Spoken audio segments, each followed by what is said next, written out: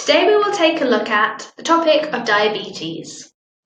Diabetes sufferers are not able to control their blood glucose levels, and we have two types of diabetes. There's type 2 diabetes. In this type, sufferers can still produce insulin, but their body will no longer respond to it. The other type is type 1 diabetes. In type 1 diabetes, sufferers are unable to produce enough insulin. So in type 2 diabetes, they can produce insulin, but their bodies don't respond to it. And in type 1, they cannot produce insulin, or they can't produce enough anyway. So we have two types, type 1 and type 2. In type 1 diabetes, the pancreas cells in the body either produce little or no insulin. Type 1 diabetes develops during childhood. We don't really know what causes type 1 diabetes, but we think that the body's immune system attacks the pancreas cells. Diabetes can be treated. The main treatment is to inject insulin when blood glucose levels rise too high.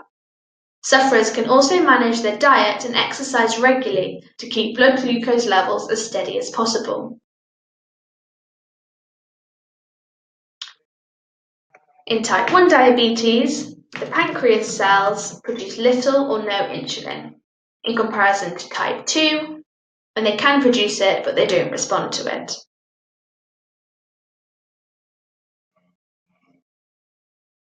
In type 2 diabetes, sufferers produce insulin but their bodies don't respond to it. So treatment is different to that of type 1 diabetes. Because the body no longer responds to insulin, injecting insulin will not help. Instead, sufferers must manage their diet and exercise regularly to keep the blood glucose levels steady. Type 2 diabetes usually develops later on in life. Old age and being overweight are recognized as two of the primary risk factors.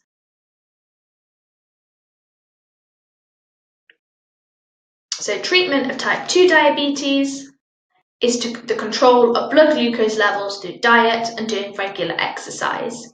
This is also a treatment for type 1 diabetes, but they can also inject insulin. Type 2 diabetes develops later in life, and can you remember what the risk factors are? It's old age and being overweight.